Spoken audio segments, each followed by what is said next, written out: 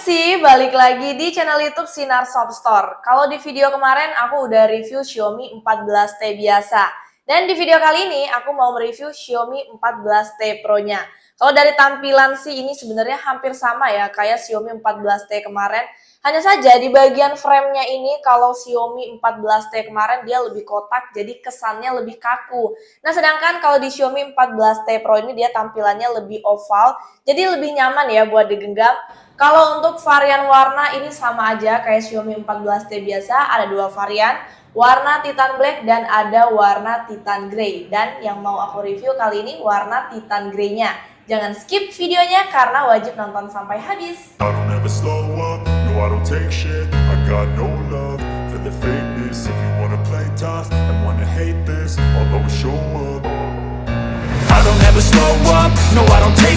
I got no love for the fakeness. If you wanna play tough and wanna hate this, I'll always show up and make a statement. I don't ever slow up, no I don't take shit. I got no love for the.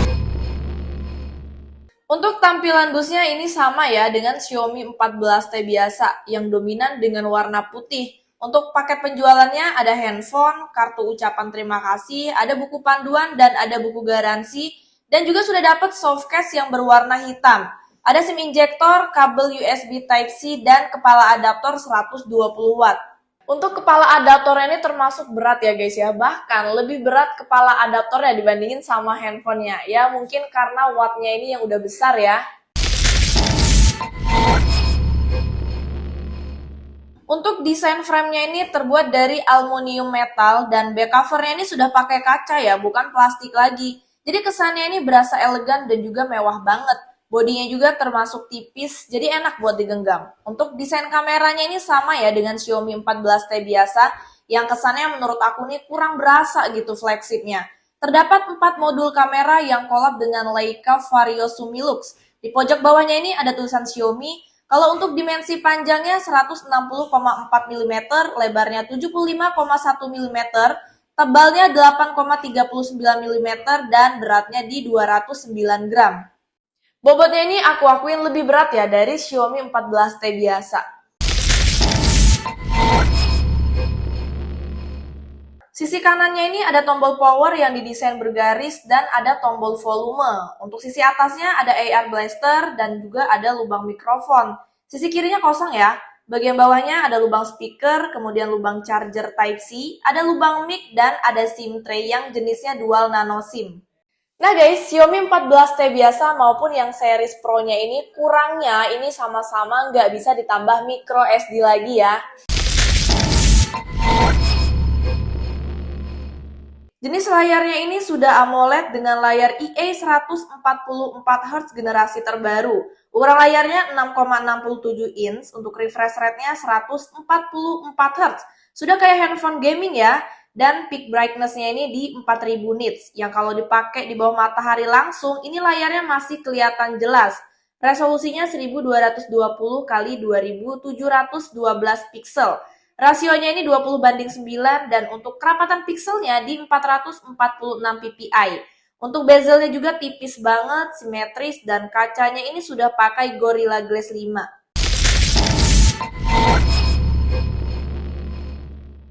Untuk jenis speakernya ini sudah stereo speaker yang berada di bagian bawah dan satunya lagi ini di bagian earpiece-nya. Kalau untuk kualitas suaranya menurut aku ini cukup kencang, nggak cempreng, dan kualitas bass-nya juga mantep ya guys ya. Ya walaupun nggak sebagus Samsung ataupun iPhone flagship. Yuk langsung aja kita coba dengerin.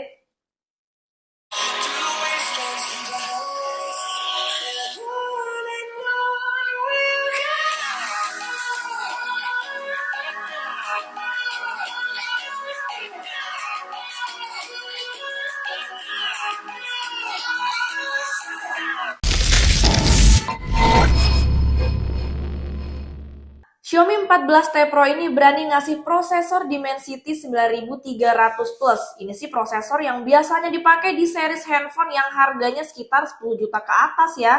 Apalagi ada label plusnya nih, yang membuat handphone ini jadi lebih kenceng. Sistem operasinya ini HyperOS dan menggunakan Android 14. Kalau untuk skor Antutunya mencapai di 2 jutaan. RAM-nya juga dikasih mantep banget, 12 GB LPDDR5X. Memori internalnya juga udah tipe yang kenceng UFS 4.0, ada yang 256 GB dan juga ada yang 512 GB. Untuk RAM 12 per 256 GB harganya 8.499.000 dan RAM 12 per 512 GB harganya di 8.999.000. Ini bedanya cuma 500.000 ya guys ya. Jadi aku saranin mending kalian langsung ambil aja yang internal 512 GB-nya. Oh ya guys, aku juga mau kasih tahu ke kalian kalau untuk RAM-nya ini bisa ditambah hingga 12 GB lagi. Kapasitas baterainya di 5000 mAh dengan pengecasan di 120 watt yang udah super cepat banget. Jadi ketika aku cas selama 25 menit, baterainya dari 1% jadi full 100%. Kalau untuk pemakaian sehari-hari seperti 1 jam menonton YouTube, baterainya ini hanya berkurang 1% aja guys. Buset, ini handphone seriusan awet banget ya kalau buat nonton YouTube. Untuk 1 jam scroll TikTok, baterainya berkurang 6%, kemudian untuk bermain PUBG Mobile selama 1 jam, baterainya berkurang 15%. Untuk 1 jam bermain Genshin Impact berkurang 13%, dan untuk bermain Mobile Legends selama 1 jam, baterainya berkurang 17%.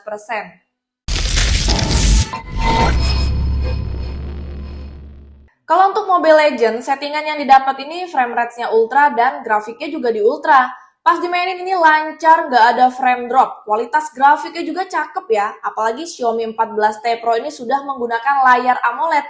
Jadi mulus, enak gitu di mata. Dan untuk suhu handphonenya juga ini terbilang normal, nggak ada panas yang berlebihan. Untuk PUBG Mobile, settingan yang aku pakai ini di HDR Extreme. Tapi ini bisa sampai Ultra HDR ya, tapi harus download dulu di lobbynya. Pas dimainin ini lancar, no delay. Respon giroskopnya juga smooth banget. Kualitas grafiknya juga memuaskan, enak gitu di mata. Kalau untuk suhu handphonenya ini standar, nggak ada panas yang berlebih. Yang terakhir, aku juga coba main Genshin Impact. Settingannya ini bisa sampai di tinggi 60 fps dengan grafik yang stabil.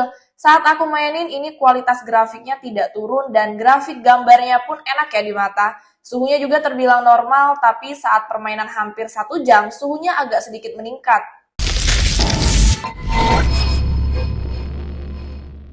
Handphone ini juga tentunya sudah memiliki rating IP68 yang berarti sudah tahan air dan juga tahan debu. Dan ini juga bisa dimasukkan ke dalam air di kedalaman 2 meter selama 30 menit saja ya. Lanjut, Xiaomi 14T Pro ini sudah support wireless charging yang maksimal bisa sampai 50 watt.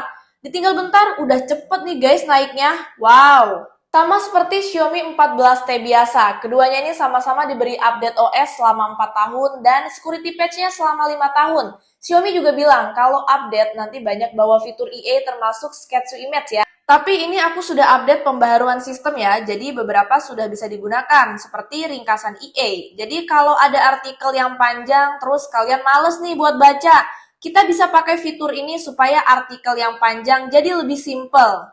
Lalu ada subtitle EA, fungsinya ini untuk menerjemahkan kalimat yang didengarkan dan kita juga bisa pilih ya untuk bahasanya. Di sini aku pilih bahasa Indonesia yang akan diterjemahkan ke bahasa Inggris. Kemudian ada interpreter EA, sebenarnya fungsinya ini masih sama ya seperti subtitle EA yang berfungsi untuk menerjemahkan, tapi bedanya di sini diterjemahkannya secara langsung. Lalu ada circle to search, jadi di sini kita bisa menelusuri barang yang ada di Google. Tinggal tahan aja tombol home, terus lingkari barang yang akan kita cari. Xiaomi 14T Pro ini sudah dikasih fitur cooling system Xiaomi 3D Ice Loop, yang dimana bisa membuat handphone ini nggak cepet panas ya saat dimainin game yang berat. Terakhir, pastinya Xiaomi 14T Pro ini juga sudah ada sidik jari yang berada di dalam layar. Responnya ini sangat responsif ya, dan juga sudah ada NFC, yang responnya juga cukup cepat. Lanjut ke kamera belakangnya, di sini ada 4 modul kamera yang dimana kamera utamanya ini 50 megapiksel. Kamera telefotonya 50 megapiksel, kemudian ultra wide-nya di 12 megapiksel dan ada satu flash. Untuk kamera depannya di 32 megapiksel. Kalau untuk resolusi perekaman video kamera depannya di 4K pada 30 fps, kemudian 1080p pada 60 dan 30 fps, 720p pada 30 fps. Sedangkan untuk kamera belakangnya perekaman videonya ini di 8K pada 24 dan 30 fps, 4K pada 24, 30, dan 60 fps, 1080p pada 30 dan 60 fps, dan 720p pada 30 fps. Kalau untuk fitur lainnya, di sini ada Pro, Film, kemudian Video, Foto, ada Potret, kemudian ada Dokumen, dan di lainnya lagi di sini ada Malam Hari hingga mode sutradara.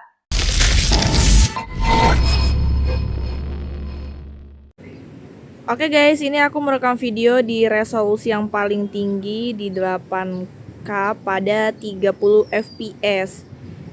Di sini kita nggak bisa aktifkan untuk fitur ultra stabilnya ya, tapi ini tetap stabil. Terus kontras warnanya juga pekat. Ini aku pakai buat jalan pelan, dia nggak patah. Untuk detailnya juga bagus. Ini bener-bener stabil banget ya guys ya.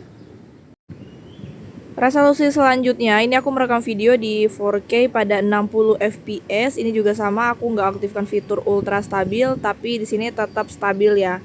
Aku pakai buat jalan, di sini nggak patah. Kemudian kontras warnanya pekat, detailnya juga bagus.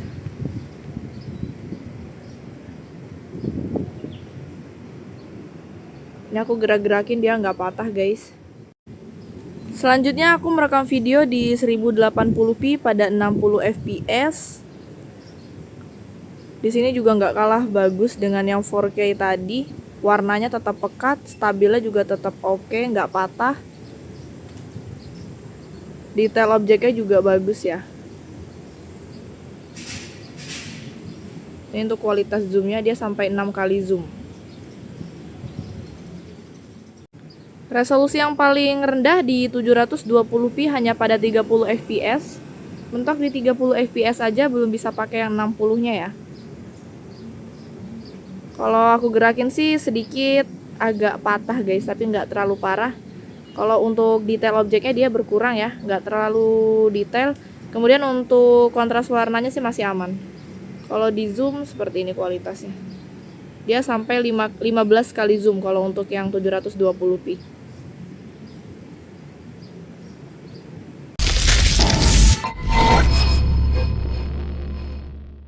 Untuk video depan, resolusi yang paling tinggi ini di 4K pada 30 fps ya.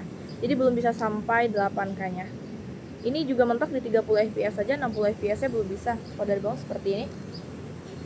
Aku pakai buat jalan pelan, ini masih oke ya, nggak patah. Tetap stabil. Warnanya juga pekat, kemudian detail objeknya juga bagus. Resolusi selanjutnya di 1080p pada 60 fps. Di sini untuk detail objeknya masih oke ya, nggak terlalu beda jauh dengan yang 4K. Cuman bagian belakang menurut aku agak sedikit backlight. Kalau dari bawah seperti ini. Ini juga nggak patah guys, aku pakai buat jalan pelan, dia tetap stabil. Kalau untuk resolusi yang paling rendah ini di 720p pada 30 fps. Belum bisa pakai yang 60 fps nya ya. Kalau dari bawah seperti ini. Ini aku pakai buat jalan pelan. Masih aman ya. Cuman dia agak sedikit patah, tapi nggak terlalu parah.